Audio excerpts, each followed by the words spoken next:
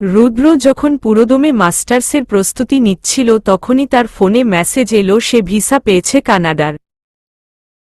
মূলত রুদ্র honours last ইয়ারের পরীক্ষার অনেক আগে অ্যাপ্লাই করে রেখেছিল মাস্টার্স করার জন্য। এভাবে আকস্মিক ভিসা পেয়ে যাবে ভাবেনি। কানাডার সরকার তাকে অনুমতি দিল। কিন্তু রুদ্র যাবে কিভাবে? তটিনী মানবে তো? তটিনী মানলেও রুদ্র নিজে থাকতে পারবে? রুদ্র ঠিক করল সে কানাডায় যাবে না। রুদ্রের ভাবনার মধ্যেই রোবা নাহার রুদু রুদু বলে ডাকতে ডাকতে রুমে ঢুকলেন। তড়িৎ গতিতে বললেন, রুদু তোর ফোন চেক করত। তোর সাথে অ্যাপ্লাই করা তোর কলেজের বন্ধুর কানাডার ভিসা কনফার্ম। আমাকে মাত্রই ফোন করে জানালো। তোর এসেছে কি না দেখত। আমার মনে হয় তুই পাবি, কারণ ওর থেকে তুই সব দিক থেকেই এগিয়ে আছিস। এক নাগারে কথা বলে থামলেন রোবা নাহার। রুদ্র থমথমে গলায় বলল, আমারও এসেছে মা। রোবা নাহার খুশিতে চিৎকার করে ছেলেকে জড়িয়ে ধরলেন। ও মা, সত্যি?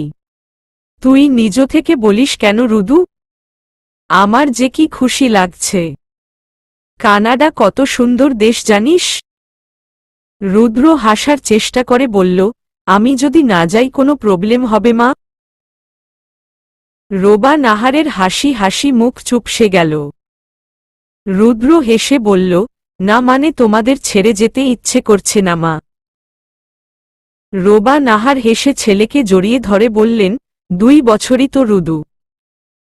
দেখতে দেখতে চলে যাবে। তোর বাবার বংশে এর আগে কেউ উচ্চ শিক্ষার জন্য কানাডা যায়নি। তুই প্রথম বুঝতে পারছিস কত বড় ব্যাপার এটা? রুদ্র কিছু না বলে শুধু হাসল। রোবা নাহার রুম থেকে খুশি মনে চলে গেলেন। বিল্ডিংয়ের সবাইকে জানাবেন তার রুদু কানাডা স্কলারশিপ পেয়ে গেছে। সন্ধ্যা হয়ে গেছে, তবুও রুদ্র নিজ থেকে ফোন করেনি বলে তটিনী নিজেই চিন্তিত হয়ে কল দিল। রুদ্র কল রিসিভ করে চুপ করে রইল। তটিনী চিন্তিত স্বরে বলল, কিছু কি হয়েছে রুদ্র ভাই? আমি তোমার থেকে দূরে কিভাবে থাকব ঐশী? ভাবতেই তো আমার দম বন্ধ হয়ে আসছে। রুদ্রের কথা শুনে তটিনী ভরকে গিয়ে বলল, মানে? আমার কানাডার স্কলারশিপ কনফার্ম ঐশী। মেসেজ এসেছে আজ। ভিসা পেয়ে গেছি। তটিনী কিছু সেকেন্ড চুপ থেকে বলল, ভালো খবর তো। মন খারাপ কেন? আমার তোমাকে ছাড়া থাকতে কষ্ট হবে। দীর্ঘ 2 বছর না দেখে কেমন করে থাকব? তটিনী হেসে বলল, আজকের যুগে এসব কোনো ব্যাপার না রুদ্র ভাই। মাত্র তো 2 বছর। ফোন থাকতে আপনি আমাকে না দেখে থাকবেন কেন? প্রতিদিন কথা হবে আমাদের। তাছাড়া বড় মা আপনাকে নিয়ে অনেক স্বপ্ন দেখেন। আপনি এভাবে সব ক্যান্সেল করলে সে কষ্ট পাবে। বুঝতে পারছেন আপনি? রুদ্র গোমরা মুখে বলল, সবার কথা ভাবছ, আমার কথা কেন ভাবছ না? আমি যাব না ঐশী। প্লিজ জোর করো না। মাকে ম্যানেজ করে নিব। তটিনী জেদ ধরে বলল, আপনি যাবেন রুদ্র ভাই। আমি ভালো করেই জানি এটা আপনার একটা স্বপ্ন ছিল। আমার জন্য আপনি নিজের স্বপ্ন পূরণ না করলে আমার নিজেকে অপরাধী মনে হবে। আপনি কি চান আমি আপনার অপরাধী হয়ে থাকি? তুমি সবসময়ই আমার অপরাধী ঐশী। আমাকে ভালোবাসার ফাঁদে ফেলার কারণে তোমাকে শাস্তি পেতে হবে। আমি সেই শাস্তি নিতে প্রস্তুত রুদ্র ভাই। কিন্তু আপনার স্বপ্ন পূরণ না হওয়ার অপরাধ আমি মাথায় নিতে পারব না। আপনি যদি না যান তো কখনো আমার সাথে কথা বলবেন না। তটিনী ফোন কেটে দিল। রুদ্র ফোনের দিকে তাকিয়ে রইল চুপচাপ। রাত গভীর হল। আকাশে আজ চাঁদ নেই। তারা ছড়িয়ে ছিটিয়ে আছে পুরো আকাশ জুড়ে। রুদ্র চাঁদবিহীন অন্ধকার আকাশের দিকে তাকিয়ে রইল। 10ম বারের মতো ডায়াল করল তটিনীর নাম্বারে, কিন্তু না বরাবরের মতোই বন্ধ দেখাল। রুদ্রের চোখ মুখ শক্ত হয়ে গেল। বড় বড় চোখে অন্ধকার আকাশের দিকে তাকিয়ে থাকতে থাকতেই তার গাল বেয়ে গড়িয়ে পড়ল এক ফোঁটা গরম নোনা জল। তটিনীকে ফোনে পাওয়া গেল না। সকাল 7টার দিকে রুদ্র ঈশানীর নাম্বারে ফোন করল। তটিনী তখন মায়ের আশেপাশেই ছিল। ঈশানী ফোন রিসিভ করে বললেন, কেমন আছো রুদ্র বাবা? রুদ্রের নাম শুনে তটিনী দাঁড়িয়ে রইল। ওপাশ থেকে রুদ্র হেসে উত্তর দিয়ে বলল, দোয়া করবেন চাচি, কয়েকদিনের ভিতরে কানাডা চলে যাচ্ছি। ঈশানী চমকে গেলেও খুশি হলেন। হাসি মুখে বললেন, বাহ, এত মস্ত বড় গুড নিউজ! শুভকামনা বাবা, দোয়া করি আরো বড় হও। ফোন লাউডে থাকাতে তটিনী সব শুনে ফেলল। যাক, অবশেষে তার মহারাজ যেতে রাজি হলেন তাহলে। রুদ্র আরও কিছু কথা বলে ফোন রেখে দিল। নিজ রুমে এসে তটিনী মোবাইল অন করল। রুদ্রের নম্বরে ডায়াল করতেই তৎক্ষণাৎ রিসিভ হল। তটিনী হেসে বলল, অবশেষে মতো পাল্টালেন তাহলে মশাই। রুদ্র বিষাদময় হাসি দিলেও তা তটিনী নিজ ঘরে থেকে দেখতে পারল না। রুদ্র বলল, তুমি তো তাই চেয়েছিলে। তটিনী এবার কেঁদে ফেলল। কাঁদতে কাঁদতে চোখের জল নাকের জল এক করল। রুদ্র কিছুক্ষণ মন ভরে কান্না শুনে বলল, নিজেই জোর করে এবার নিজেই সাগর বানাচ্ছিস। তো কি করব আমি? কষ্ট হচ্ছে রুদ্র ভাই, আমাকে ভুলে যাবেন না যেন। আমি কিন্তু আপনার অপেক্ষা করব। রুদ্রের গলা ধরে এলো। নিজেকে সামলে নিয়ে বলল, একবার বলো, জাস্ট একবার, আমি যাব না ঐশী। তটিনী নিজেকে সামলে নিয়ে বলল, আপনি অবশ্যই যাবেন রুদ্র ভাই। রুদ্র দীর্ঘশ্বাস ছেড়ে বলল, আজ টিউশনিতে যাবে না? তটিনী চোখের জল মুছতে মুছতে বলল, এই তো বের হব। রুদ্র কোনো কথা না বলে ফোন কেটে দিল। তটিনী কান্না চেপে রাখতে না পেরে কেঁদে ফেলল আবারও। সকাল 8টার দিকে তটিনীর একটি টিউশনি আছে, সেখানেই যাচ্ছে সে আপাতত। ছাত্র পড়িয়ে বের হবার পর তটিনী রুদ্রকে দেখে থমকে গেল। রুদ্র হেসে পায়ে পা মিলিয়ে হাঁটতে হাঁটতে বলল, দেখতে ইচ্ছে করেছিল খুব। তটিনী নিশ্চুপ হয়ে হাঁটতে লাগল। রুদ্র হাতের মুঠোয় হাত চেপে ধরে বাইকের সামনে নিয়ে এসে বলল, উঠো। অগত্যা তটিনী বাইকে চেপে বসল রুদ্রের সাথে। রুদ্র নিজ হাতে যত্ন করে হেলমেট পরিয়ে দিতে দিতে বলল, বাবা বাইক গিফট করেছেন স্কলারশিপ পাওয়ার খুশিতে। তটিনী কিঞ্চিত হেসে বসে রইল শক্ত হয়ে। রুদ্র নিজ থেকে তটিনীর 2 হাত দিয়ে নিজের পেটের উপর ঘুরিয়ে রাখলে। তটিনী নিজেকে ধরে রাখতে না পেরে পেছনে থেকে জড়িয়ে ধরে পিঠে মাথা রেখে ফুপিয়ে কেঁদে ফেলল। রুদ্র হেসে বাইক স্টার্ট দিল। কফি শপের সামনে বাইক থামিয়ে তটিনীকে নামতে বলল। তটিনী চোখ মুছে ধীরে ধীরে নেমে দাঁড়াল। রুদ্র তটিনীর হাত ধরে কফি শপের ভিতরে নিয়ে গিয়ে একবারে কোণার টেবিলে বসল। তটিনী তখনও ফুপিয়ে যাচ্ছে। অগত্যা রুদ্র টেনে নিজের কোলে বসিয়ে দিল। তটিনী চমকে ফুপানো বন্ধ করে দিল। রুদ্র হেসে বলল, থামলে যে? তটিনী চোখ বড় বড় করে বলল, সবাই দেখছে। রুদ্র জোরে জোরে হেসে চিল্লিয়ে বলল, শুনুন সবাই। রুদ্রের চেল্লানোতে সবাই মনোযোগ সহকারে তাকাতেই রুদ্র তটিনীর দিকে তাকিয়ে বলল, এই মেয়েটাকে আমি ভালোবাসি। স্কলারশিপের জন্য কয়েক বছর দূরে থাকব, সেজন্য কেঁদে সাগর বানিয়ে ফেলছে। আমার কি করা উচিত? আমি যাব না বললেও মানছে না। Please some suggestion me all. Tatini লজ্জায় উঠে পড়েছে সেই কবেই। রুদ্রের বাম দিকের টেবিলের একজন মধ্যবয়স্ক ব্যক্তি হেসে বললেন, ভালোবেসে মানিয়ে নিন। পাখি পোষ মেনে যাবে।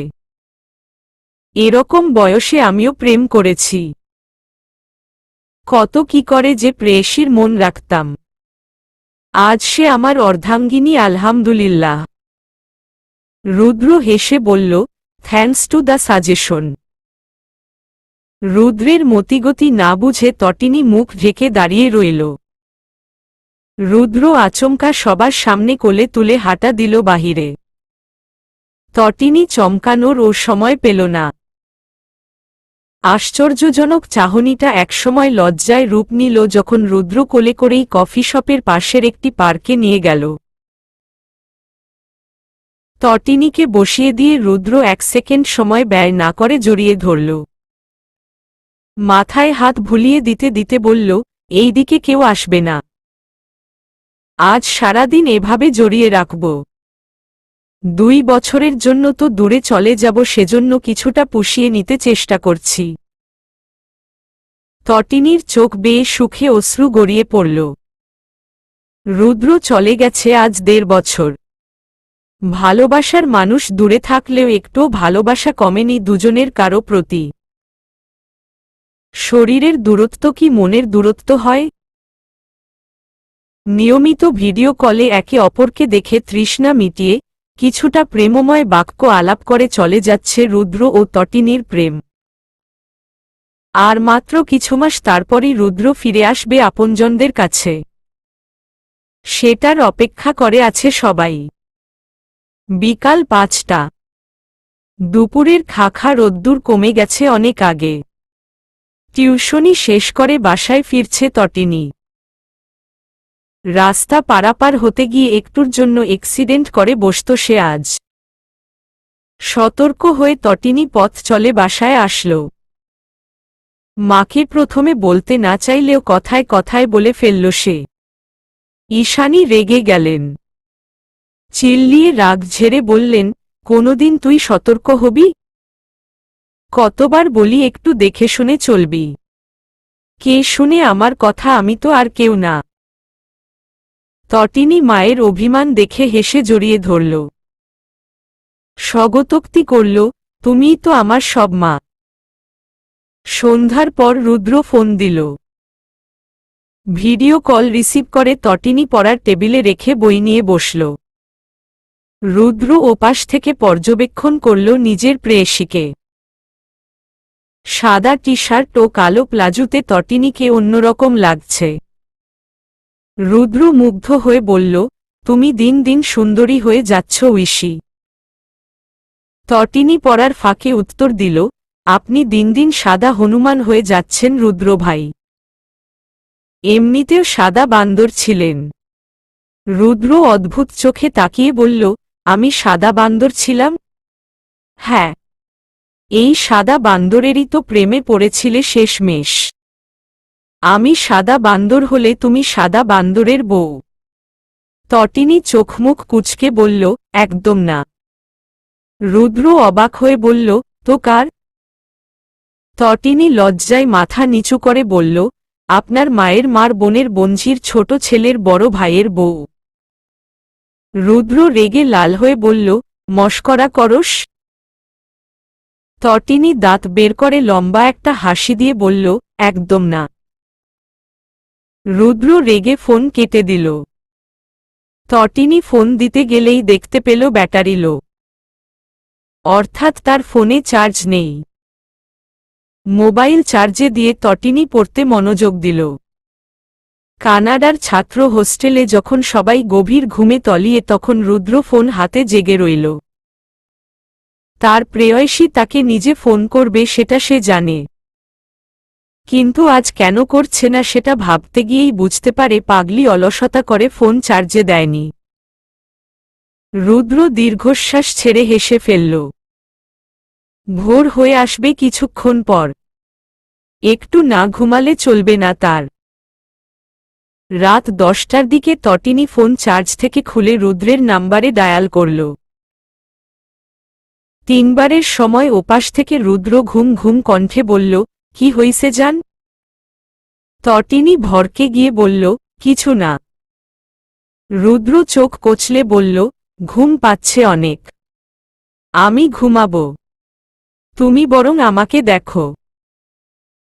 বলেই রুদ্র বেড টেবিলের কাছে ফোন রেখে চোখ বুজে ঘুমে তলিয়ে গেল। তটিনী খুঁটিয়ে খুঁটিয়ে দেখতে লাগল তার রুদ্র ভাইকে। 10:30টার দিকে খেয়ে এসে দেখল রুদ্র তখনও ঘুমিয়ে। তটিনী 11টা পর্যন্ত জেগে রইল, তারপরই তলিয়ে গেল ঘুমে। বাংলাদেশের সময় ঠিক রাত 12টায় রুদ্রের ঘুম ভেঙে গেল। কানাডার আকাশে তখন সূর্য উঠে গেছে। প্রেয়সীর ঘুমন্ত মুখশ্রী দেখে ঘুম ভাঙাতে রুদ্রের অদ্ভুত ভালো লাগা কাজ করল। ফ্রেশ হয়ে নাস্তা করে কল না কেটেই ফোন হাতে নিয়ে বের হল। ভার্সিটির ভিতরে এসে স্যার না আসা পর্যন্ত সে ফোনটা হাতে নিয়েই বসেছিল। স্যার আসার পর মোবাইল সাইলেন্ট করে ভলিউম শূন্য করে স্ক্রিন অফ করে পকেটে ভরে রাখল। তবুও সে ফোন কাটল না। বাংলাদেশের আকাশে আজ মেঘের ছড়াছড়ি। সকালে ঘুম থেকে উঠে নিজেই কল কেটে ফোন চার্জে দিয়েছে তটিনী। মানুষটার পাগলামি তাকে আনন্দ দেয় অনেক। আজ শুক্রবার, সেজন্য সব বন্ধ তার। 10টার পর বৃষ্টি থেমে গেলেও দুপুরে আবারও শুরু হয় ঝিরিঝিরি বর্ষণ। বারান্দার দরজা খুলে দিয়ে তটিনী রুদ্রকে ভিডিও কল করল। রুদ্র তখন নাকের ডগায় সাদা ফ্রেমের চশমা ঝুলিয়ে পড়তে ব্যস্ত। কল রিসিভ করে চশমা ঠিক করে মুচকি হাসল। ভ্রু উঁচু করে বলল, কি ব্যাপার ম্যাম?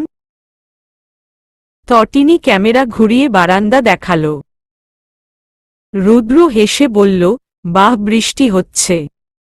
উইশি শুনো। তটিনী বৃষ্টি দেখতে দেখতে উত্তর দিল, হু।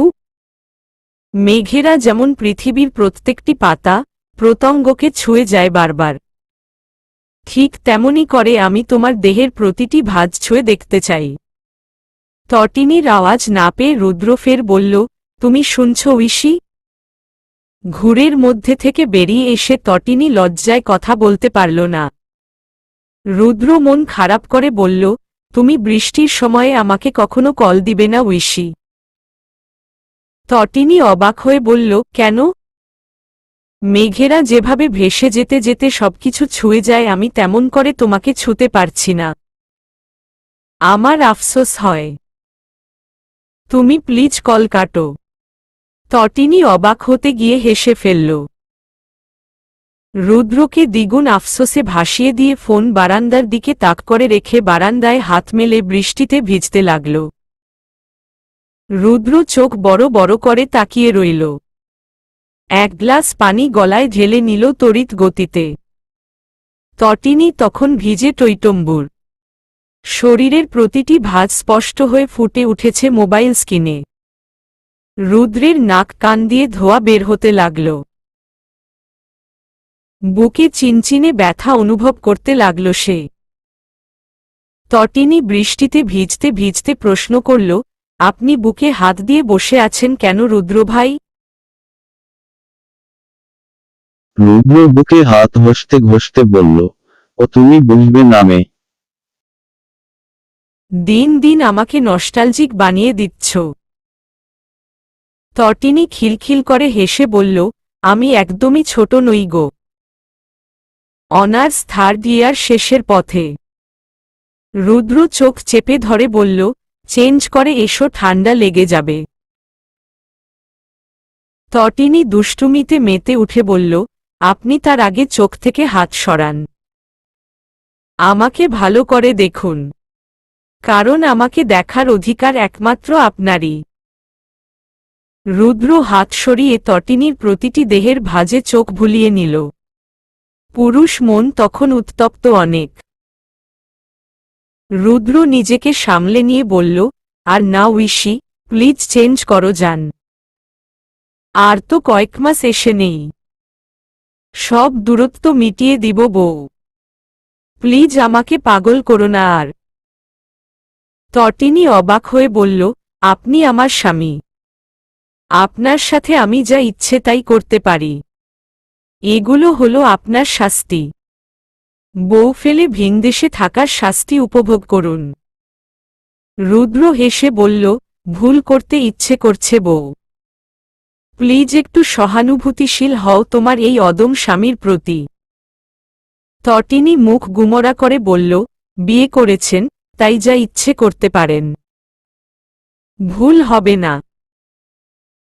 রুদ্র এবার চোখে মুখে নেশা নেশা ভাব নিয়ে তাকিয়ে বলল, তুমি আমার বউ সেটা আমি জানি।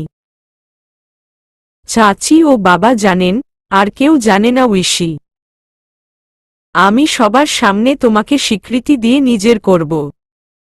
এভাবে নয় বউ। তটিনী অভিমান করে ওয়াশরুমে চলে গেল। রুদ্র চোখ মুখের ঘাম মুছে নিয়ে স্কিনে তাকিয়ে রইল। রুদ্রের কথা মানল না তটিনী।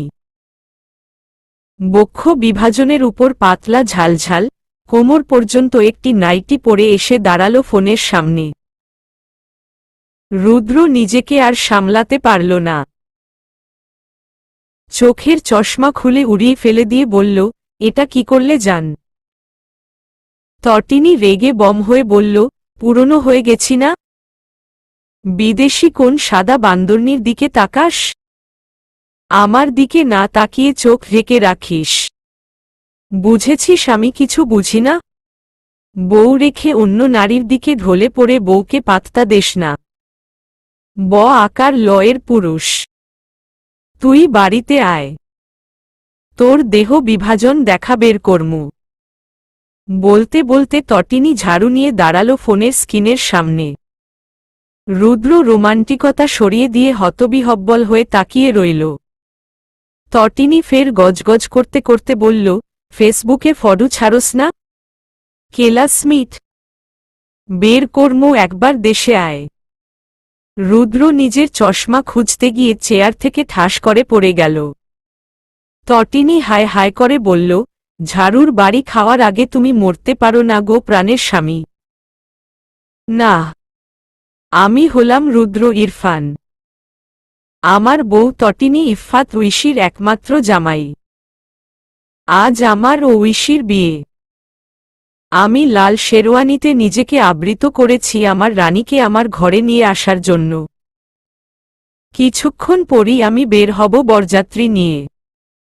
বসন্তের বাতাসে দুলতে দুলতে আমি পৌঁছে গেলাম বিয়ের আসরে। ঐশীকে যখন আমার সামনে আনা হলো তখন আমি মুগ্ধ হয়ে আমার মনের রানীকে দেখছিলাম। সবার আড়ালে কানে কানে ফিসফিস করে বললাম, পৃথিবীর সবচেয়ে সুন্দর নারীদের মধ্যে দ্বিতীয় তুমি আমার চোখে। ঐশী লজ্জায় রাঙা হল। আমি প্রথমে ভেবেছিলাম সে হয়তো রাগ করবে, মন খারাপ করে বলবে আমি দ্বিতীয় কেন, প্রথম জনকে। কিন্তু আমার ভাবনা মিথ্যা প্রমাণ করে দিয়ে ঐশী কোনো প্রশ্ন করল না। আমি বুঝলাম সে অনেক বুঝদার বউ। আমি না বলতেই অনেক কিছু বুঝে ফেলে। আমার চোখে সুন্দরী প্রথম নারী হলেন আমার মা। তিনি ভালো হন বা মন্দ মা হিসেবে আমার চোখে তিনি সবসময়ই সেরা। এই যেমন আমি দেখতে পাচ্ছি আমার মা হাসিমুখে দাঁড়িয়ে আছেন বাবার পাশে। আমার বিয়েতে সবার থেকে খুশি তাকেই মনে হচ্ছে। যথারীতি মতো কবুল বলার সময় চলে আসলো। ঐশীকে যখন কবুল বলতে বলা হলো তখন ও ফটফট করে কবুল বলল। আমিও রকেটের গতিতে কবুল বলে দিলাম। অনেকে হাসাহাসি করলেও সেসব পাত্তা দিলাম না। ঐশীকে নিজের করে পাবার আনন্দে আমি তখন আকাশে বাতাসে উড়ছিলাম। বিদায় বেলায় ঐশী কাঁদল না।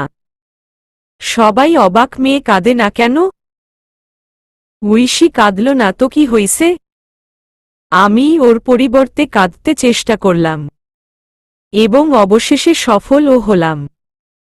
কেঁদে কেঁদে ঈশানী চাচির হাত ধরে বললাম, আপনার মেয়ে আমার বউ। আর নিজের বউয়ের দেখাশোনা রুদ্র ইরফান অনেক ভালো করেই পারে। গাড়িতে উঠে বসলাম ঐশীর পাশে। ঐশী আমাকে বসতে দেখেই হাসল। আমিও হেসে পেছনে থেকে এক হাত দিয়ে ওকে জড়িয়ে ধরলাম।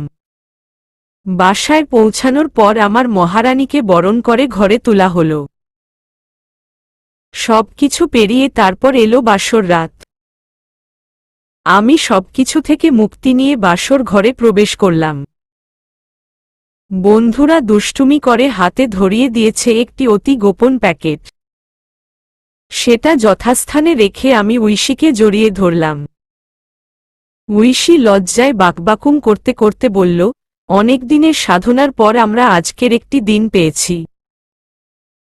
কখনো হাত ছেড়ে দিও না প্রিয়। আমি তোমাকে অনেক ভালোবাসি। আমিও ঐশীর হাত শক্ত করে ধরে বললাম, কখনো ছাড়ব না মহারানী। এভাবেই সারা জীবন ধরে রাখব। আমার এই বক্তব্যটাই আমার কাল হল। ভোরে যখন ফরজ গোসল করতে যাব তখনই ঐশী হাত শক্ত করে ধরে বলে, তুমি না বলেছিলে কখনো হাত ছাড়বে না? আমি তেমন কিছু মনে নিলাম না। ওকে সাথে নিয়েই গোসল করলাম। কাপড় পাল্টানোর সময় ও আবারও একই প্রশ্ন করল। আমি হতবিহ্বল হয়ে বললাম, এক হাতে জামা চেঞ্জ করব কিভাবে বউ? ঐশী কেঁদে ফেলল। আমি হতবাক, বউ আমার কাঁদে কেন? অতঃপর হাত ধরেই জামা পরে নিলাম। ওর ড্রেসও আমিই চেঞ্জ করে দিলাম, তাও এক হাতে। চুল মুছার সময় তার হাত ছেড়ে দিতেই সে রেগে বম হয়ে গেল। আমি তার রাগী দৃষ্টিতে অবাক হয়ে বললাম, কি হয়েছে বউ? ঐশী রাগে কটমট করে বলে, হাত ছাড়লে কেন? আমি তখন মহা ঝামেলায় পড়লাম। নাস্তা খেতে টেবিলে গেলেও তার হাত ধরে বসে থাকতে হয়। মা বাবার সামনে তখন লজ্জায় আমি টইটম্বুর হয়ে যাই। ছোট ভাই তো মুখ টিপে হাসে। বাথরুমে গেলেও ওর হাত ধরে বসে থেকে কাজ সারতে হয়। আমার তখন নাজেহাল অবস্থা। এদিকে অবিবাহিত সব বন্ধুরা সাজেশন চাইছে বিবাহিত জীবন কেমন। আমি আমার পরিস্থিতি দেখে বললাম, আর যাই করিস বিয়ে করলে কখনো বউয়ের হাত সারা জীবন ধরে রাখবি বলে কথা দিস না। দরকার হলে অন্য মেয়ের হাত ধরার প্রতিজ্ঞা করবি। ওরা আমার কথা শুনে আমাকে গালাগালি করল। বলল আমি নাকি চেঞ্জ হয়ে গেছি। এরকম চিপ মাইন্ডের কিভাবে হলাম? অফিসে গেলেও ঐশীর হাতে হাত রেখে যেতে হয়। বউকে কোলে নিয়ে বসে অফিস করার মজাই আলাদা। বসের কাছে এসব নিয়ে অনেক কমপ্লেন যাচ্ছে, কিন্তু কিছু করার নেই। আমার বউয়ের শেষ কথা, সারা জীবন তার হাত ধরেই রাখতে হবে। অগত্যা আমি বাধ্য স্বামীর মতো সেটা পালন করে চলেছি।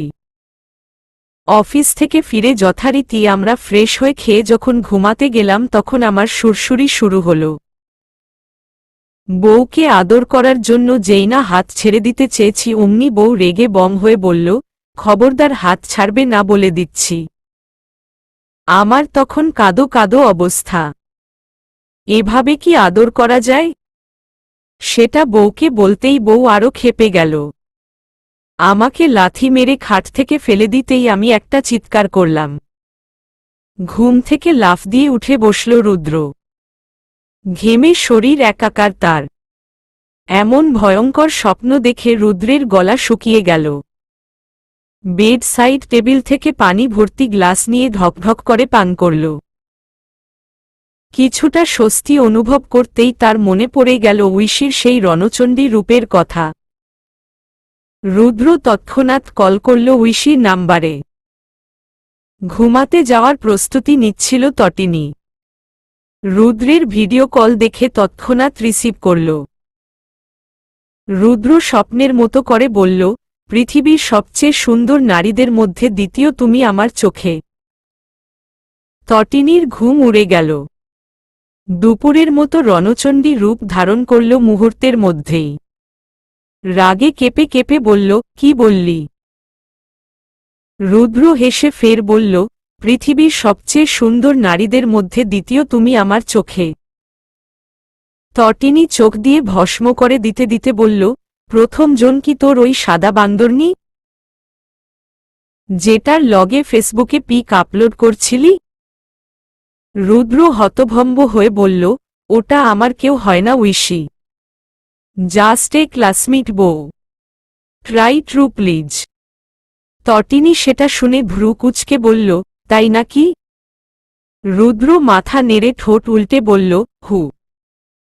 তটিনী মন খারাপ করে বলল, ওমন ব্যবহারের জন্য সরি গো। তোমার পাশে কাউকে আমি সহ্য করতে পারি না।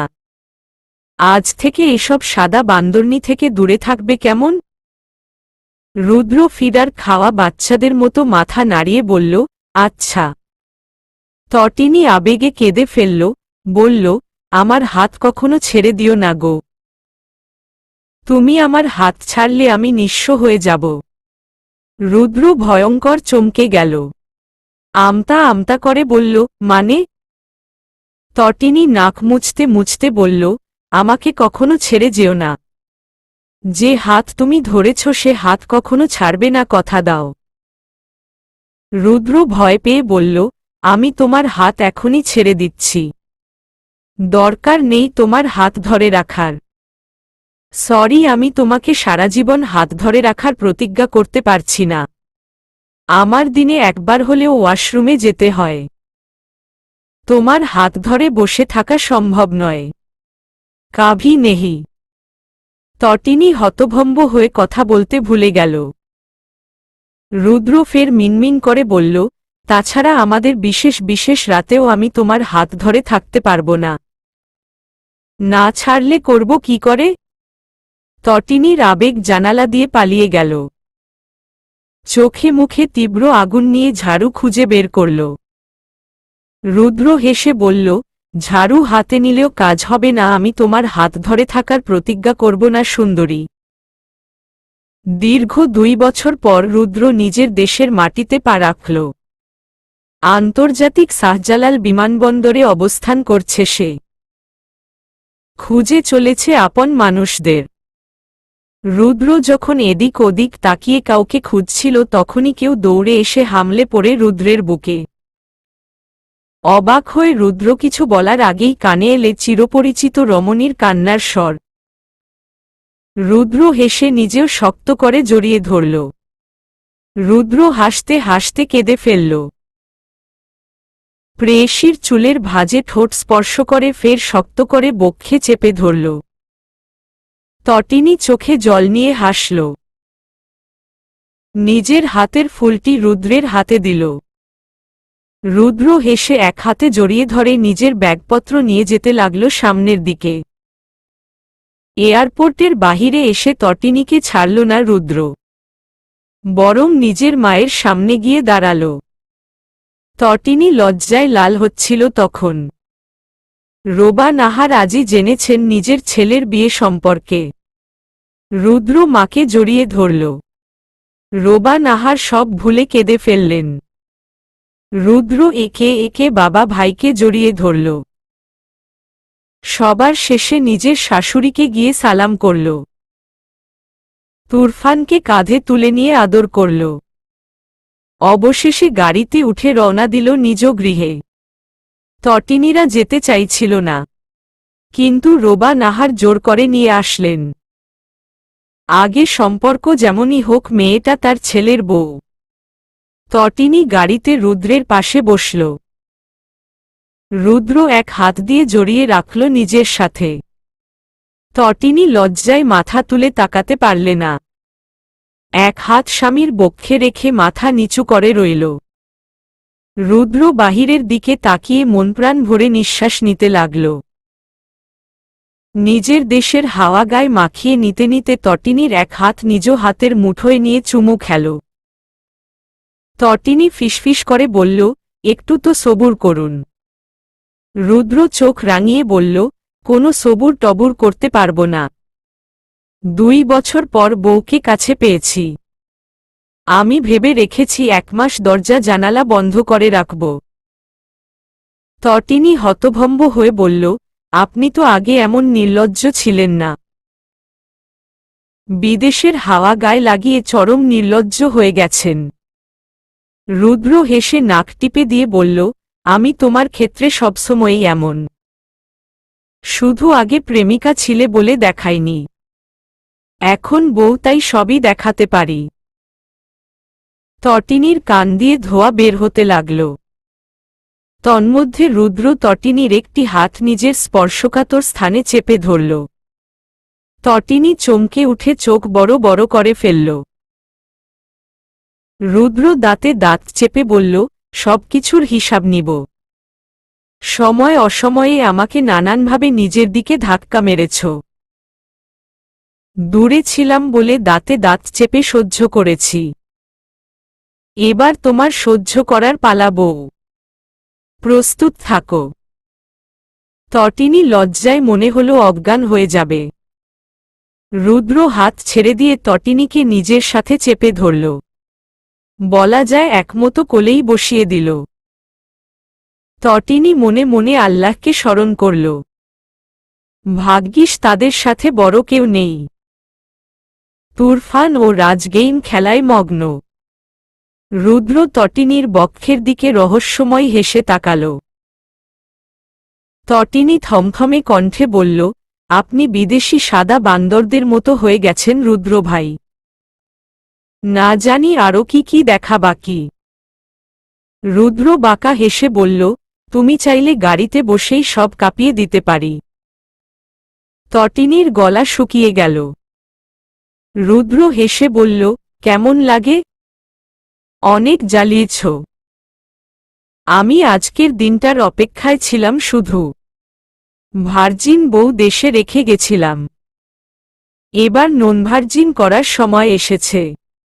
নিজেকে প্রস্তুত করো। তোমার আর রেহাই নেই।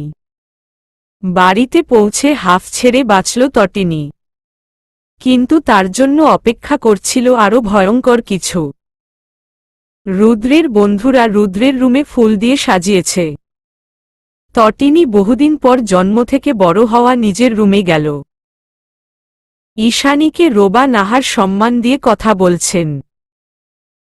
বেআইন বেআইন করে মুখে ফেনা তুলে ফেলছেন। বিভিন্ন রকমের খাবার রান্না করেছেন। খাওয়া দাওয়া শেষ করে সবাই আড্ডা দিতে বসল। রুদ্র নিজের রুমে গিয়ে কিছু সময় ঘুমিয়ে নিল। বিকালের দিকে তটিনীকে লাল পেরে সাদা শাড়ি পরানো হল। মাথায় দেওয়া হল লাল ও সাদার মিশ্রণের ওড়না। লাল টকটকে লিপস্টিক লাগিয়ে সাজ কমপ্লিট করা হল। বউ সাজার আগে তটিনীর হাতে মেহেদি দেওয়া হয়েছিল। সেই মুহূর্তে রুদ্রের হাতেও তটিনীর নাম লেখা হয়েছিল। সন্ধ্যা হতে হতে রুদ্রের সাজানো ঘর যদিও একটু অগোছালো হল। রুদ্রের বন্ধুরা সব আবারও গুছিয়ে দিল। রুদ্র ও তটিনীকে সোফায় বসানো হল একসাথে। রুদ্র সাদা পাঞ্জাবি পরেছে। সবাই দোয়া করে উপহার দিচ্ছে। উপহার দেওয়া শেষে রুদ্র ও তটিনী একে অপরের হাতে আংটি পরিয়ে দিল। পারিবারিকভাবে সকলের দোয়া নিয়ে রুদ্রের বউকে ঘরে তোলা হল। আনুষ্ঠানিক অনুষ্ঠান হবে তটিনীর পড়াশোনার শেষ হলে। রাত 10টার দিকে তটিনীকে রুদ্রের ঘরে দিয়ে আসা হল। সবার সব আবদার রেখে রুদ্র তার রুমে প্রবেশ করল। তটিনী তখন চুপসে বসেছিল বিছানায়। রুদ্রের অপেক্ষায় থাকলেও রুদ্রের প্রবেশে বুঝতে পেরে তার ভয় করছে। রুদ্র এগিয়ে এসে তটিনীর পাশে বসল। দুহাতে ওড়না উপরে তুলে নিজের বউকে মন প্রাণ ভরে দেখল। থুতনি ধরে মুখ উপরে তুলতেই তটিনী চোখ বুজে ফেলল। রুদ্র হেসে গাঢ় চুমু খেল তটিনীর ললাটে। রাত গভীর থেকে গভীর হল। বারান্দায় নিজের প্রেয়সীকে নিয়ে চাঁদ বিলাস করল রুদ্র। তটিনী রুদ্রের কোলে বসে তখনও রুদ্রের বুকের সাথে লেপ্টে। সে কি ভেবেছিল আর রুদ্র কি করল? মানুষটা তাকে ভয় পাওয়ানোর জন্য ওসব কাণ্ড করেছিল। তবে সে জানে এটা তার স্বামীর হোক। এটাও জানে রুদ্র তার বউয়ের ইচ্ছার বিরুদ্ধে কখনো কিছু চাইবে না। অগত্যা তটিনী আজকের রাতকে স্মরণীয় রাখতে সাহস করল একটু। রুদ্রের বক্ষ থেকে মাথা তুলে রুদ্রের চোখে চোখ রাখল। রুদ্র অবাক হয়ে বলল, ঘুমাওনি? তটিনী কোনো কথা না বলে একে অপরের অমৃত সুধা এক করে দিল। রুদ্র প্রথমে হতভম্ব হয়ে গেলেও পরে নিজ থেকেই অমৃত পান করতে লাগল। তটিনীর তখন নাজেহাল অবস্থা। আজ যদি সে সাহস করে না এগোত তো বুঝতেই পারত না তার স্বামীর বুকে এত তৃষ্ণা। ভাগ্যিস সাহস করে এগিয়েছিল। রুদ্রের অবস্থা খারাপ হল, ঠোঁট থেকে নেমে গলায় মুখ ডুবাল। তটিনীর শ্বাস রুদ্ধ হয়ে এল। কিছু একটা মনে পড়তেই রুদ্র ছেড়ে দিয়ে জুড়ে জুড়ে শ্বাস নিতে লাগল। তটিনী তখন লজ্জায় মাথা নিচু করে বসে। রুদ্র অনুমতি চাওয়ার জন্য কিছু বলার আগেই তটিনী লজ্জায় মিনমিন করে বলল, অনুমতি নিতে হবে না আপনার। আপনার মতো আমিও নিজের ভালোবাসায় ভেসে যাওয়ার অপেক্ষা করছি। রুদ্র নিজের উত্তর পেয়ে গেল। মাথার চুল এলোমেলো করে দিল নিজের। পাঞ্জাবি ছুঁড়ে ফেলে তটিনীকে কোলে তুলে নিল। তটিনীর তখন মরিমরি অবস্থা। রাতের শেষ প্রহরে দুজন দুজনের সাথে মিলিত হল। তটিনীর অবস্থা খারাপ। রুদ্র ভয় পেয়ে থেমে গেল। তটিনী ঠোঁট চেপে বলল, আরে অবুঝ পুরুষ, প্রথমবার সব মেয়েরই এমন কষ্ট হয়, তার জন্য থেমে যেতে নেই, না হলে জীবনে আর বউয়ের আদর পাবেন না। রুদ্রের মুখ উজ্জ্বল হল। এগিয়ে এলো নিজের বউয়ের দিকে। তটিনী তখন চোখ বড় বড় করে তাকিয়ে আছে। রুদ্র তটিনীর চাহনির মানে না বুঝতে পেরে প্রশ্ন করল, এভাবে তাকিয়ে আছো কেন? তটিনী কিটকিট করে হাসল। রুদ্র ভ্রু কুঁচকে তাকাতেই তটিনী কেঁদে ফেলল। রুদ্র হতভম্ব। তটিনী কাঁদো কাঁদো গলায় বলল, আমার জন্ম থেকে নিজের ভিতর লুকিয়ে রাখা সবকিছু নিয়ে নিলেন। আমাকেও এখন কিছু দিতে হবে, না হলে আমি এভাবেই কাঁদব। রুদ্র দাঁত বের করে হেসে নিজের কাজে মনোযোগ দিল। তটিনী তখনও কেঁদে যাচ্ছে। এক পর্যায়ে রুদ্রের চুল শক্ত করে খামচে ধরে বলল, আমার যেমন প্রথমবার আপনারও প্রথমবার তো? রুদ্র রেগে গেল। এরকম বিশেষ মুহূর্তে কেউ এমন প্রশ্ন করে? তটিনী ফের বলল, বলুন। রুদ্র নিজেকে যথাসাধ্য নিয়ন্ত্রণে রেখে বলল, হঠাৎ এমন প্রশ্ন কেন? আপনি যেভাবে এগিয়ে যাচ্ছেন মনে হচ্ছে এসবে বহুত এক্সপেরিয়েন্স আপনার। রুদ্র নিজেকে ঠিক রাখতে পারল না। রেগে কামড়ে দিল তটিনীর বক্ষ বিভাজনে। তটিনী হতভম্ব হয়ে কথা বলতে ভুলে গেল। রুদ্র হিসহিসিয়ে বলল, তোমার মতো বাদর মেয়ে জগৎ সংসারে দুটো নাই। তুমি প্রথম যে নিজের হাজবেন্ডকে বিশেষ মুহূর্তে এমন প্রশ্ন করে বিভ্রান্ত করো। পৃথিবীর প্রাপ্ত বয়স্ক সব পুরুষই এসব জানে। কোনো এক্সপেরিয়েন্সের দরকার হয় না মেয়ে। তটিনী লজ্জায় মাথা নিচু করে ফেলল। রুদ্র নিজেকে শান্ত করে বউকে বুকে জড়িয়ে ধরে বলল, আমি সরি উইশি, আর এমন হবে না বউ। তটিনী কেঁদে ফেলল হাউমাউ করে। রুদ্র শুধালো, কাঁদছ কেন? তটিনী কাঁদতে কাঁদতে নাক টেনে বলল, পৃথিবীর কোনো পুরুষ আপনার মতো নয় বলেই আমি আপনাকে ভালোবাসি। এটা সুখের কান্না রুদ্র ভাই। যে পুরুষ বিশেষ মুহূর্তে নিজেকে কন্ট্রোল করতে পারে সে অবশ্যই অস্কার পাওয়ার যোগ্য। রুদ্র রেগে দাঁতে দাঁত চেপে বলল, আমি পৃথিবীর সবচেয়ে ভালো পুরুষ বলেই এই বিশেষ মুহূর্তে তোমার মুখে ভাই শুনেও হাত গুটিয়ে বসে আছি উইশি। সময় প্রবাহমান নদীর মতো বয়ে যায়। সময় কখনো কারো জন্য থেমে থাকে না।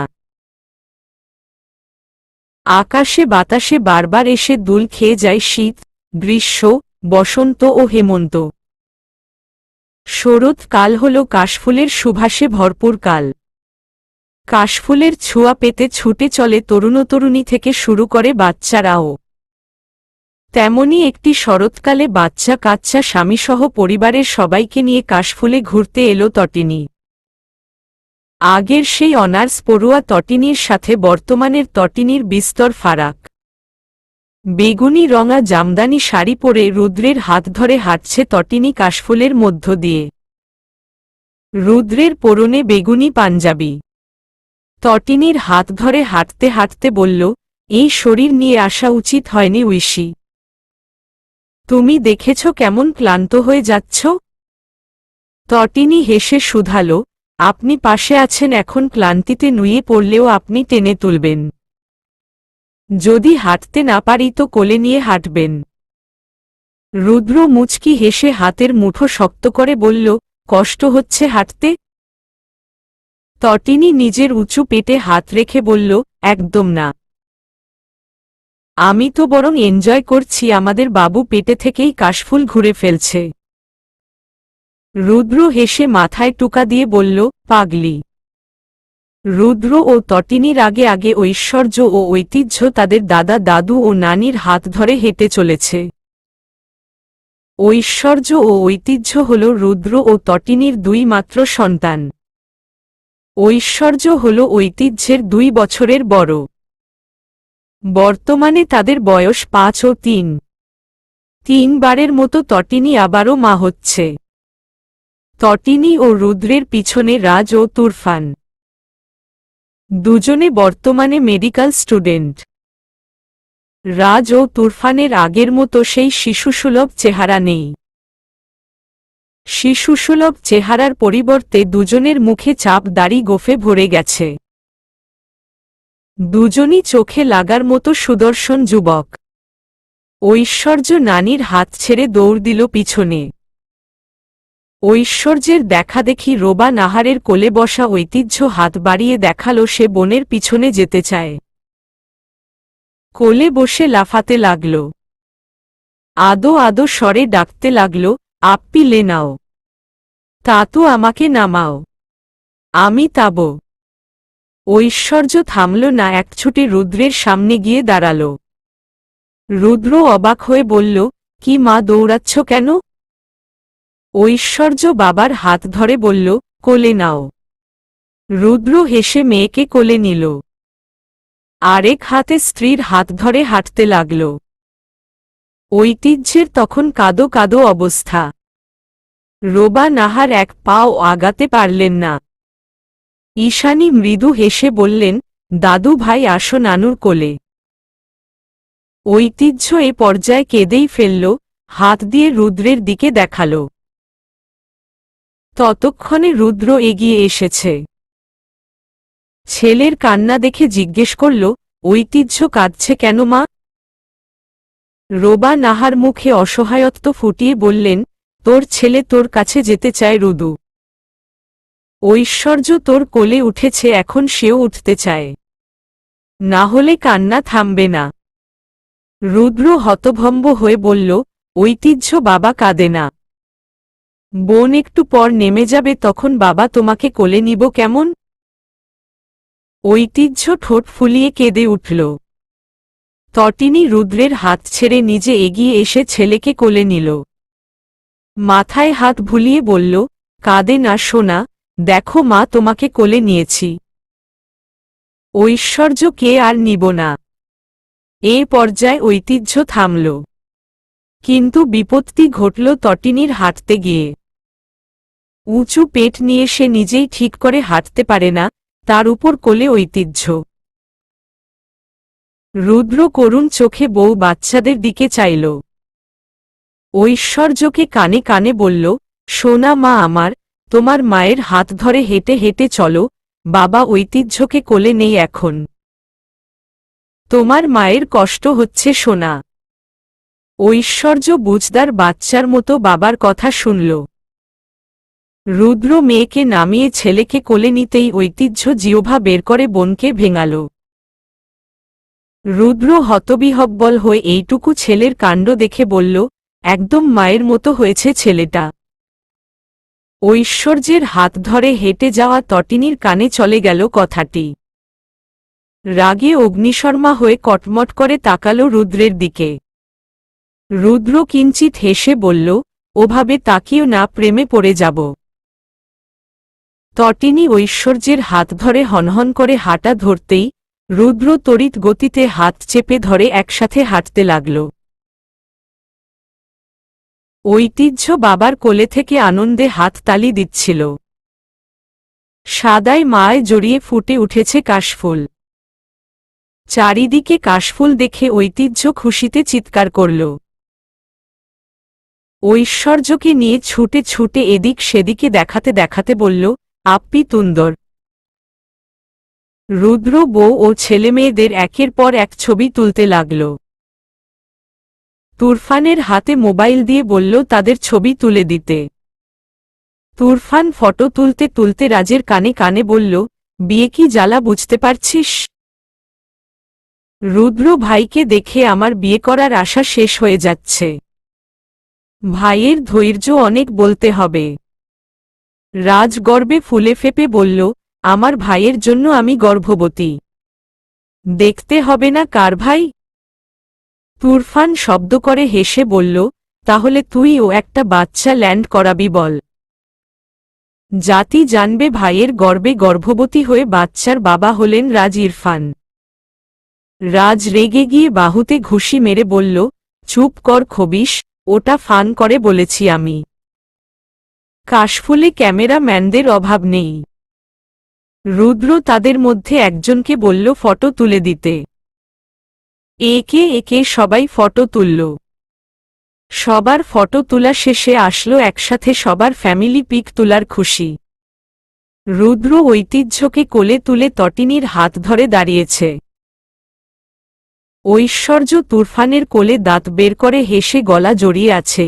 রাজ তটিনীর পাশে দাঁড়িয়ে দাঁত বের করে আছে। রোবা নাহার স্বামীকে দাঁড় করিয়ে ঈশানীকে নিজের পাশে দাঁড় করিয়ে জড়িয়ে ধরলেন। ক্লিক হল পিকচার। উঠে গেল অসম্ভব সুন্দর একটি ফ্যামিলি ফটো। পরিশিষ্ট। তার ঠিক 2 বছর পরের কথা। সেই ফ্যামিলি ফটো ফ্রেমটি হাতে জড়িয়ে এক বিষণ্ণ সন্ধ্যায় বারান্দায় বসতে দেখা গেল ঈশানীকে। সূর্য নিভে গিয়ে আস্তে আস্তে পৃথিবী ঢেকে যাচ্ছে অন্ধকারে। হাতের ফটো ফ্রেমে চোখ ভুলিয়ে ঈশানী কেঁদে ফেললেন। অন্ধকার আকাশের দিকে তাকিয়ে ডায়েরির ভাঁজে চিঠি লিখলেন নিজের প্রাণপ্রিয় প্রণয় পুরুষকে। প্রিয় প্রণয় পুরুষ, তুমি আমার জীবনে এসেছিলে এ কথকা কাশফুলের মতো। সাদার মায় জড়ানো আমি তোমার লাল রঙা হৃৎপিণ্ডে ঠাঁই পেয়ে সর্বনাশী হয়েছিলাম। তোমার তরে নিজের সর্বনাশ নিশ্চিত করে ফেলেছিলাম আমরণের জন্য। আমার সেই সর্বনাশ প্রতিনিয়ত আমাকে তোমার দিকে টেনে নিয়ে যেতে লাগল। কলেজের ফাঁকে আমি তোমাকে এক পলক দেখার আশায় ছুটে যেতাম তোমার নির্ধারণ করা স্থানে। জানো প্রণয় পুরুষ, আমি আজও ছুটে যাই। শরতে যখন কাশফুলে ছুটে যাই, তখন আমি এদিক সেদিকে তাকিয়ে তোমাকে খুঁজে বেড়াই।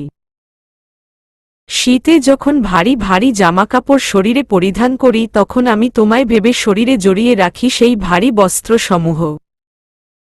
মনে হয় তুমি জড়িয়ে আছো। গ্রীষ্মে যখন গরমের তাপে বারংবার স্নান করতে যাই, তখন আমি কল্পনায় বারংবার তোমায় ভেবে শরীরে প্রণয়ের অদ্ভুত শিহরণ জাগিয়ে তুলি। আমার মনে হয় তুমি জড়িয়ে আছো আমার অঙ্গের প্রতিটি ভাঁজে ভাঁজে। তোমার আমার প্রণয় উপাখ্যান খুবই অল্প সময়ের ছিল। সংসার হল, সন্তান হল, কিন্তু তুমি রইলে না।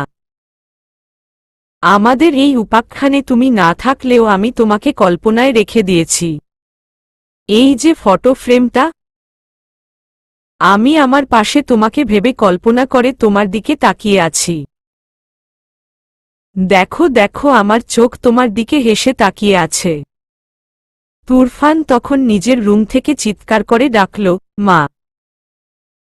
একটু থেমে ঈশানী ফের লিখতে লাগলেন। দেখছ তোমার সন্তানদের, কত বড় হয়ে গেছে ওরা। তোমার মেয়ে তো 3 সন্তানের জননী। স্বামী সন্তান নিয়ে তার ভরা সংসার। তোমার ছেলেটাও বড় হয়ে গেছে। ওকে ও বিয়ে করাবো কিছু বছর পর। তুমি দেখছ তো আমাদের। তাহের: আমার দিন ভালো যায়, শুধু সন্ধ্যার আকাশ দেখলেই তোমাকে ভেবে আমার সব থমকে যায়। আমি একাকী বিছানায় তোমার শূন্যতা অনুভব করি বারবার। তুরফান মায়ের সাড়া না পেয়ে এগিয়ে এলো। নিশ্চুপে হেঁটে এসে দাঁড়ালো মায়ের পাশে। মুখ নিচু করে একটু একটু করে পড়ে নিল দীর্ঘ চিঠিটি। ঈশানী হেসে তাকাতেই তুরফান শব্দ করে কেঁদে মাকে জড়িয়ে ধরল। রাতের অন্ধকারে মা ছেলের কান্নার স্বর বড্ড ভয়ঙ্কর শোনাল। ঈশানী একসময় ছেলেকে জড়িয়ে ধরেই ঘুমিয়ে পড়লেন। তুরফান তার মায়ের ডায়েরিটা হাতে তুলে নিল। ফকফকা পৃষ্ঠায় লিখে ফেলল নিজের বাবাকে নিয়ে কিছু কথা। বাবা, আমি তোমার সেই ছোট্ট ছেলে। তোমার মুখাবয়ব আমার কাছে অস্পষ্ট, কিন্তু আমি তোমাকে অসম্ভব ভালোবাসি বাবা। তার থেকেও বেশি ভালোবাসি মাকে। তুমি অবেলায় চলে গিয়ে আমার মাকে জন্মদুঃখিনী করে গেছিলে বাবা। আমি তোমাকে কথা দিচ্ছি বাবা, জীবনের অন্তিম অধ্যায় পর্যন্ত আমি তুরফান ইফফাত তোমার ছেলে নিজের মায়ের পাশে থাকব। ইতি, তোমার কনিষ্ঠ পুত্র তুরফান ইফফাত ঐক্য। 4 ফেব্রুয়ারি 2024 সাল। সমাপ্তি।